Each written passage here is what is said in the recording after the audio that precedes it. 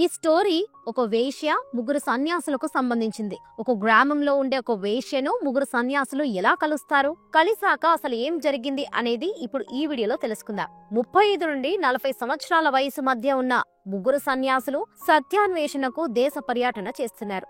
అయితే వీరు దేశవ్యాప్త పర్యటనలో భాగంగా గ్రామాన తిరుగుతూ ఇంటికి వెళ్లి భిక్ష అడుగుతూ జీవిత సత్యాన్ని ప్రజలకు బోధిస్తూ ఇంకొక వైపు సత్యాన్వేషణ కొరకు వీరు దేశమంతా పర్యటన చేస్తున్నారు. అయితే ఒక రోజు బాగా ఎండగా ఉన్న సమయంలో వీరు ఒక గ్రామం వద్దకు వచ్చారు. ఆ గ్రామం చుట్టూ పచ్చదనంతో నిండి ఉండి చాలా చిన్నగా ఉంది. ఆ గ్రామ ప్రజలు చాలా సాధారణమైన జీవితాన్ని జీవిస్తూ ఉన్నారు. ఇక వీరు ఆ గ్రామంలోకి వెళ్లి ఇంటింటికి వెళ్లి భిక్ష మరియు నీటిని అడుగుతున్నారు. ప్రజలు కూడా ప్రేమపూర్వకంగా ఈ ముగ్గురు యువ సన్యాసులకు భిక్ష వేస్తున్నారు. కొంతమంది వారికి ఉన్న బాధలు సమస్యలను చెప్పుకుంటున్నారు. యువ సన్యాసులు కూడా వారికి ధైర్యంగా సమాధానం ఇస్తున్నారు. అలా తిరుగుతూ ఊరు మొత్తాన్ని భిక్ష అడగడం పూర్తయింది. అయితే ఊరంతా పూర్తయ్యాక ఒక యువ సన్యాసి ఊరి చివరిన ఇంకో కుటీరం ఉండడాన్ని గమనించాడు. గ్రామంలో ఉన్న ఒక వ్యక్తిని ఆ కుటీరం ఎవరిది, మేము ఆ కుటీరంలోకి వెళ్లి భిక్ష అసలు అడగలేదు అని అడిగారు. అయితే ఆ గ్రామంలోని వ్యక్తి, మీరా కుటీరానికి అస్సలే వెళ్ళకండి, ఆ కుటీరం ఒక విధవ మహిళది. ఆ విధవ మహిళ వేశ్యగా మారింది. ఆమె చాలా అందంగా ఉంటుంది.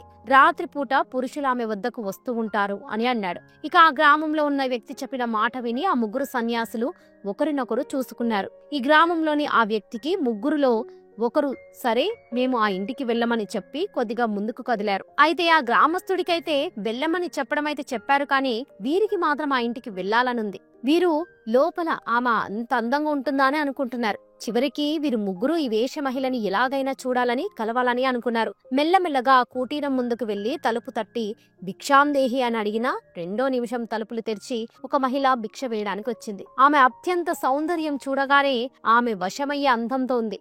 ఈమె అందాన్ని చూసి ఒక్కసారిగా ముగ్గురు సన్యాసులు మంత్రముగ్ధులైపోయారు. ఆ వేష మహిళ పొడవాటి వెంట్రుకలతో, చక్రాలాంటి కళ్ళతో, చాలా ఆకర్షణీయమైన ముఖంతో చాలా అందంగా ఉంది. ఇక తలుపు తీసిన ఆ వేశ్య ముగ్గురు యువ సన్యాసులను లోపలికి రమ్మని ఆహ్వానించగా వారు, లేదు, మాకు భిక్ష, కొన్ని నీళ్ళు ఇవ్వమని అన్నారు.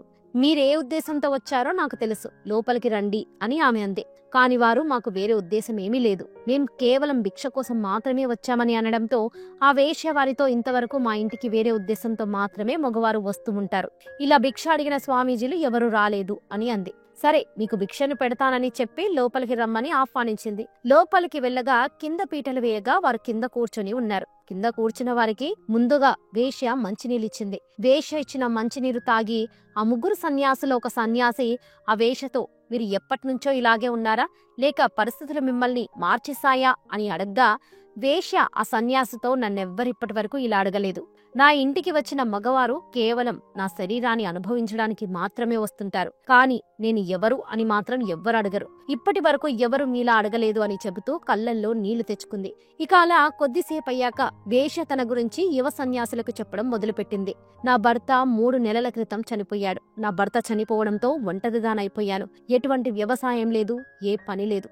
ఏదైనా పని కోసం కొందరు మగవారి దగ్గరికి వెళ్తే వారు పనిపిస్తామని చెప్పి నా శరీరాన్ని వాడుకునేవారు. అలా నా దగ్గరికి నా శరీరాన్ని చూసి చాలా మంది పురుషులు రావడం మొదలుపెట్టారు. ఇలా అయినా డబ్బు వస్తుందని చెప్పి నేను ఇలాగే ఉండటం మొదలుపెట్టాను. నేను చేస్తున్నది తప్పు పనా చెప్పండి అని అనడంతో ఒక్కసారిగా వారు బిగ్గరగా ఊపిరి పీల్చుకున్నారు. కడుపు నిండటం కోసం ఏ మంచి అవకాశం లేనప్పుడు ఏ పని చేయడానికైనా సిద్ధపడతాడు.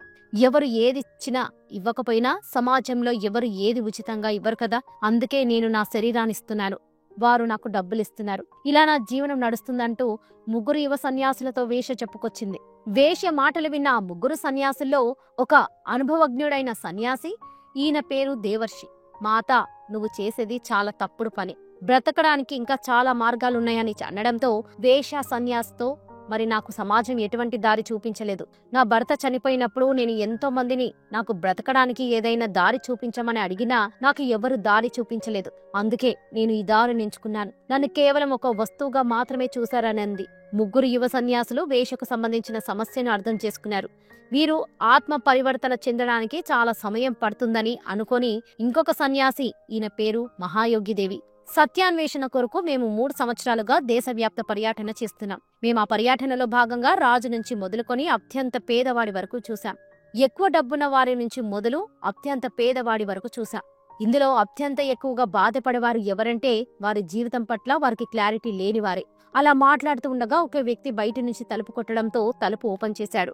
చేయగా ఆ వ్యక్తి ముందుగా నేనీమెతో నా జీవితాన్ని పంచుకోవాలనుకుంటున్నాను అని అనగా ఆ సన్యాసులు ఎవరు నువ్వు అని అడగ్గా నేను ఈ గ్రామానికి చెందిన వ్యక్తినే అని సమాధానమిచ్చాడు. అయితే వేశ్య ఆ ముగ్గురు యువ సన్యాసులతో బాబా నేను ఈ మార్గాన్ని విడిచిపెడితే సమాజం నన్ను అంగీకరిస్తుందా, నా గతాన్ని మర్చిపోతారా అని అంది. ఆ ముగ్గురు యువ సన్యాసులలో ఒకరు నవ్వుతూ నువ్వు ఎంత మలినమైనా మళ్ళీ నువ్వు శుద్ధి కావచ్చు, సమాజం ఏమనుకుంటుందో అనే విషయాన్ని మర్చిపో, అసలు నువ్వు ఏం కావాలనుకుంటున్నావు చెప్పు అని వారన్నారు. ఈ మాటతో ఒక్కసారిగా నిశ్శబ్దమైపోయింది. ఇప్పటి వరకు ఈ ప్రశ్న ఎవరు వేశ్యని అడగలేదు. అలా కొద్దిసేపయ్యాక ఒక వ్యక్తి వేశ్య ఇంటి డోరుని కొట్టి ఎవరు మీరు అని అడగ్గా మేము సన్యాసులం, భిక్ష అడగటానికి వచ్చాం, ఊరంతా పూర్తయింది, ఈ ఒక్కిళ్ళు మాత్రమే మిగిలింది, అందుకే వచ్చాం అనగా సన్యాసుల్ని ఆ వేశ్యని వేరే రకంగా చూస్తున్న ఆ ముసలి వ్యక్తితో వేశ్య నేను ఇప్పుడు ఆ పని చేయడం లేదు, వారు నిజంగానే భిక్ష అడగడానికి వచ్చారు అని ఆ ముసలైన దగ్గర గట్టి స్వరంతో అంది.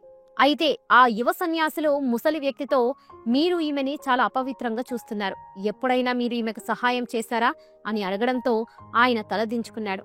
ఆయనతో మగవారు సన్యాసిగా మారితే ఎవరు ఏమి అనరు, కానీ స్త్రీ మాత్రం తాను వేరే మార్గం ఎంచుకుంటే మాత్రం 100 మంది 100 రకాలుగా ప్రశ్నిస్తారు. ఈ మాటలతో వేశ్య ఒక్కసారిగా కంట్లో నీరు తెచ్చుకుంది. వేశ్య ఆ యువ సన్యాసులతో బాబా నన్ను మొట్టమొదటిసారిగా మనిషిగా చూసిన వారు మీరే, ఇంతకంటే ముందు ఎవరు నన్ను మనిషిగా చూడలేదు అని అంది. నేను వీటన్నిటి నుంచి విముక్తి పొందాలి అనుకుంటున్నాను, ఏం చేయాలో చెప్పండి అని అంది. ఇక ముగ్గురు యువ సన్యాసిలో ఒక సన్యాసి వేశ్యతో ముందు నీ మీద నువ్వు నమ్మకం ఉంచుకో, సమాజం ఏమనుకుంటుందో పట్టించుకోకు, నీకంటూ ఒక దారి నిర్మించుకో అన్నారు. దీంతో ఆ వేశ్య వారి పాదాలకు నమస్కరించి నేను ఈ రోజు నుంచి నా మునుపటి జీవితాన్ని జీవించాలి అనుకుంటున్నాను, నన్ను ఆశీర్వదించండి అని అనడంతో వారు ఆశీర్వదించారు.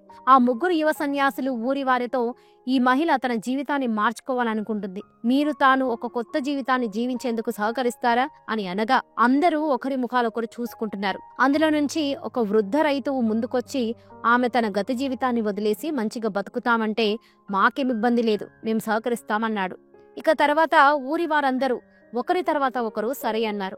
అందులో నుంచి ఒక యువకుడు ఈ మహిళకు గుడిలో పూజలు చేయడం ఇష్టమైతే మేమెవరం అడ్డుపడం, చక్కగా గుడిలో పూజలు చేసుకుంటూ ఉండవచ్చు అని అన్నాడు. అందరూ ఒప్పుకోవడంతో ముగ్గురు యువ సన్యాసుల మొహాల్లో సంతోషం వెలువరిసింది.